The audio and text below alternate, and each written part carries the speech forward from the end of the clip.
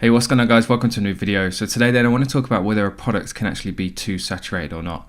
But before we jump into the video then, I just want to mention quickly, as always in every single video, I am giving away a free one-to-one consultation call with me in this video. If you want to enter then, all you have to do is simply like the video and leave a comment down below. And if you commented on my previous video then, just make sure you stay tuned to the end of this one where the winner will be announced. And that being said then, let's get straight into it. So when it comes to answering then whether a product can actually be too saturated or not, you can't really answer the question in one single word, and there's a few different pieces of information you need to know as well. So as it says here in the document, then yes and no, but you have to take it case by case. So to fully label something as saturated, then you have to understand these four things. Number one then is how many new people are coming into the market each and every year, because if there's a strong amount of people coming into the market, then there's a strong amount of new potential customers added to that market that when people first come into a market, then obviously they're going to be untapped, so potentially new customers. Number two then is what is your market size and strength, because if a market is hundreds of millions of people, then it's going to take a significant amount of advertising to actually fully cover that market and then therefore actually deem it saturated. Number three then is how much of the market has been covered. So you need to do your research into how many people are actually advertising within the space that you want to go into, because again, if nobody is advertising in it or there's not many people advertising in it, then obviously it leaves a gap in the market for you to go into yourself. And number four then, how is the product being advertised? And this one is actually really important, because if there can be hundreds if not thousands of people advertising in the same space that you want to go into, but if they're all advertising the exact same product with the exact same ad, then again it leaves a gap in there. When it comes to standing out on social media, it's about doing things in an original way, different to everybody else, and ultimately having that unique selling point. So how do we actually go about finding the answers to these questions? Now before we actually jump into it, there's a couple of points that I want to make. And number one then is, just because a lot of people are selling the same product, it doesn't necessarily mean the product is saturated. Going back to the questions, if you can do it in a different way, or there's a strong amount of people coming into the market each and every year, then potentially you have new customers right there. A good example of this, and or a company to look at, is called Blue Crate. Go and check them out. All of their best selling products are kind of like the stereotypical dropshipping products that everybody has seen before, but because they took the time to create really good ads that involved people and actors, and viral ads that caught attention, they did really well. So even though they were products the market has seen before, because they advertised them better than everybody else, they were still able to find success. And then number two then, however, on the flip side of this then, what we've just spoken about, the more people selling the same products, then the more difficult it is going to be successful. So to some degree, then something can be saturated. A good way to think of it is, think of saturation as like a scale. You have 0 to 100, and very rarely, if at all, it's pretty much impossible for something to be 100% saturated, but there's a scale, so it can be 10%, 20%, 50, 60%, and ultimately the more saturated something is, then the more work it's going to take, because you have to invest in a really good ad. You might have to change the product somehow, change the design or the color, just to make it unique to you and your company. So question number one then, how many people are coming into the market? So just an example, I'm going to use the dog niche. I use that as like a typical example on this channel, and it's probably like a typical niche that people tend to consider saturated. And according to some research then, I simply did a quick Google search. There's approximately anywhere between 1 and 2 million people coming into the market each year. And what I mean by that is then actually people who are adopting dogs each and every year. So how many dogs are adopted each year? UK, 1.6 million dogs. So every single year there's potentially another 1.6 million customers that won't have seen your product before, won't have seen your competitors' ads, so they're untapped. And I don't know about you guys, but if you could just capture like 10% of them, 160,000 customers, you're going to be making some pretty decent money. Another interesting statistic that I've come across as well is this one. Now, it's for the US, so it's not really relevant to the UK, but each day then in the US, 10,000 humans are born. But then if you compare that against puppies then and kittens, then that's 70,000. So that represents 1 human to every 15 dogs / 45 cats. So at the moment, like, dogs are breeding a lot quicker than actually humans are. So in terms of like the market strength, then it's a very healthy market. And that kind of leads me into point number two, in fact, which is what is your market size and strength. So again, we're using a dog niche, and again, just a quick Google search, you can find out some pretty interesting numbers. Another thing we can look at then is the audience insights tool within your ads manager account. So what you want to do is go to your audience insights tool, just make sure you have the country selected that you plan to go into, and then you can choose as well. The dog niche is pretty handy. If you just click this plus mark, you've got all these different options, and the pets is found within hobbies and activities, pets, and then you can choose dogs, and then this is going to give you kind of like an approximate amount of how many active people there are within your niche. Now if you choose interests, then so say we were going into cycling and we just put cycling, then obviously the audience is absolutely huge, but that doesn't necessarily mean that many people cycle. It just means that many people have shown interest. It just means that many people have shown interest and therefore part of that audience. So when using audience insights, don't take it as kind of like fact. Just use it as a rough number. The whole point here is to kind of gather information about a market and then use all the information together to kind of come up with like a general consensus or opinion on a specific niche.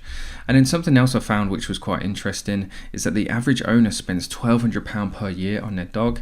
So where did I find this one? So here it was dog market size, and it was here. So what is the UK pet industry worth? So the average dog owner in the UK spends a pretty penny each year on their pet, £1,200 to be precise. Now the reason this number is really important is because it gives you scope into how much or how expensive or what kind of products you can sell. So if the average owner spends £1,200 per year, then if I was trying to sell a product that was £600, then in terms of like the market as an average, then £600 is a lot of money for somebody to spend on their pet.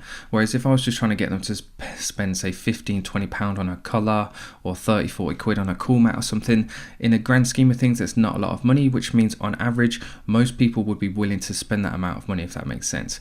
Any questions at all on anything in this video, by the way, feel free to leave a comment down below. Moving on to question number 3 and 4. In fact, I'm just going to enter this down so it's a bit tardier. And they kind of both encompass the same thing. Like in terms of how you answer these questions, then you use the same method. So question 3 and 4 was how much of the market has been covered and how is the product being advertised. So this is the difficult bit because it can be difficult to find ads about a certain niche or a certain product.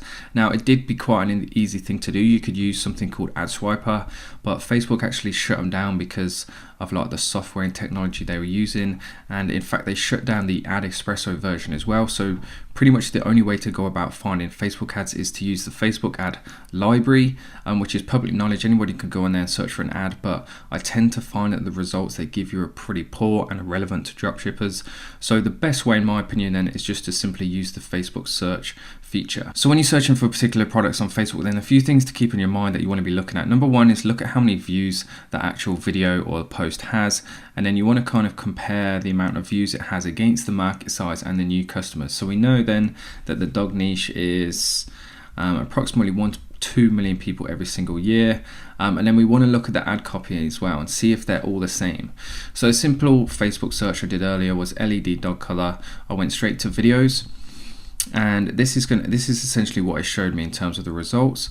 Now you've got these different filters down the side, so we could go just by 2019 if you want, but if you want kind of like a broader view of everything, then just go by any date, because then it's going to give you kind of like past history as well. So just looking at these then, keeping in mind the views, so 1,300, nearly 1,000, 12, 126, 28 million. So that's quite a considerable one that we want to have a look at. But 350, 8,000, I mean, if I was going through this list of videos and all of them were like 2 million, 4 million, 2 million, 1 million, 28 million, 14 million, then I would be concerned. But because it's not like that, then I would have no problems at all with this product. Now, obviously there's other external factors you have to think about, like in the UK it's dark till 10 o'clock. So no one's going to buy this product. So you do have to look at other things. I mean, that's a completely different topic. In fact, at the moment we're just focusing on whether it's saturated or not, and to me, looking at the information, and I don't believe it is. Another thing I noticed as well is like everybody is selling the exact same product. So if we compare that to that, now I do have experience selling this product, but because I did find it increasingly difficult to sell this exact LED dog collar, I was forced to look at other ones, purely because that's the same as that, which is the same as that, which is the same as that. That looks slightly different, but it's the same as that. That's a completely different one. That's like a silicone one, but it's the same as that. That looks like something pretty unique, in fact. but they're the same. Can't really see in those, but they're the same. So as you can see, everybody's selling the same type of LED dog collar. So if you did want to try and break into this market, then either you have to do it in a completely unique way that grabs a lot of attention on social media, or I would find a different style of LED dog collar that no one's seen before. Like, at the end of the day, guys, what it boils down to is doing something different to everybody else and pretty much just standing out on social media. So if you're selling the same product, advertising it in the same way, then you're just not going to do that. So it's just about being different, having that unique selling point. So back to the Google Documents then, and just a few final notes which are quite important. So overall then, it's about making a judgment, using all the information you find and answers you have to these questions, and making an overall judgment about a particular niche. But if you're still not sure, then there's a couple of things you can do. So number one, then you can look at the average kind of like cost per action, or CPM, for your niche. And the way you find this information out is simply do a Google search. There's tons of information out there on the internet. Most of the questions you'll be able to find answers to just by doing a Google search. So I found this website here, and there's loads of different like infographics and information about like click-through rates, etc. So you can see here that the average cost per click for all these different industries. And if you have a look at where is it? So 70p. If we scroll down, 70p or 70 cents, the retail. So you're looking at an average cost per click of 70 cents, and you can compare that to other niches. So if you want to go into healthcare versus fitness, then it will tell you which ones are more competitive than the others, essentially. And then finally, to finish the video off then, guys, the second thing you can do is simply just test the product. So test some ads, and then once you get some numbers and some data, you can reverse engineer the process to see if you are going to be capable to make some money with that product in that particular niche. So just an example then of how you would do that. You can have ad number one, then let's say you spend £20 on ads, and for that you get 200 visits. So if you do the maths, then £20 divided by 200 visits, then you're looking at 10p per click. So you can assume in things perform on average according to ad number one, then going forward you're going to get a 10%, you're going to get a 10p cost per click. Base your average conversion rate then on the industry standard, which is around 3%. It can be higher than that, it can be lower than that. Obviously how expensive your product is will affect that, but again, you may have seen some sales from that, so you may actually have an accurate conversion rate to base these numbers on. So therefore then, using 3%, you're going to convert on average 6 people in every 200 people. Now work out your average order value. If you're only selling one product and that product's £20, then of course your average order value is going to be £20. Therefore, every £20 spent on ads would return £120 in sales. 6 people times the average order value of £20 is £120 in sales. Then last thing you need to work out then is your cost of goods sold. So if you're selling one product and you retail it and sell it at £20, but then it costs you £8 delivered to the customer, then your cost of goods sold is £8 per order.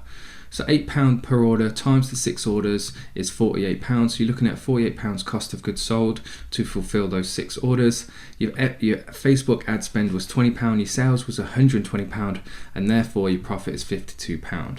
So that's kind of like how you can reverse engineer it. Now, I'm not saying everything's going to be as specific as this, and you can guarantee that going forward, because you never know. There's so many different factors. You might find that certain audiences you can get a lot cheaper cost per click, some audiences might be more expensive, but to kind of get like a rough rule of thumb or a rough guide or just a rough idea basically of whether you're going to make any money in that niche, then this is how you could go about doing it. And that being said then, guys, that wraps up the video. Just a couple of notes then to take away. Just because loads of people are selling a product, or because somebody has told you a certain product or niche is saturated, then make sure you do your own research, because that's not always going to be the case. Bottom line, if you can sell a product and stand out in a way that no one else is, then you will always sell that product really well. And that being said then, if you enjoyed the video, please make sure you do leave a like. And if you wanted to be entered into the one-to-one raffle to win a call with me, then please do make sure you leave a comment down below. And that being said then, let's get into announcing the winner of the last video. Here we are then, guys, on the previous video, how to avoid failure at dropshipping. It got a really good sponsor. Thank you very much for the support. If you haven't seen the video yet, please do make sure you go and check it out. So I'm just going to take the URL then, copy that, head over to the random comment picker, get YouTube comments. We had 69, that is definitely a record. So thank you very much, guys. The support for the channel has been absolutely crazy. We're going to be at 5,000 subs really soon, I think. And the winner of the previous video then was Cameron. So this was very helpful and encouraging, thanks. So thanks, Cameron, I really appreciate your comment. Make sure you reach out on Instagram, we can get that call arranged. And guys, if you didn't win this time and you're fed up or you just haven't been very lucky recently and you just want to get straight down to business and book a call, then you can do so. Make sure you check out the link in the video description below. And that being said, guys, thank you very much for watching this video, and I'll see you in the next one.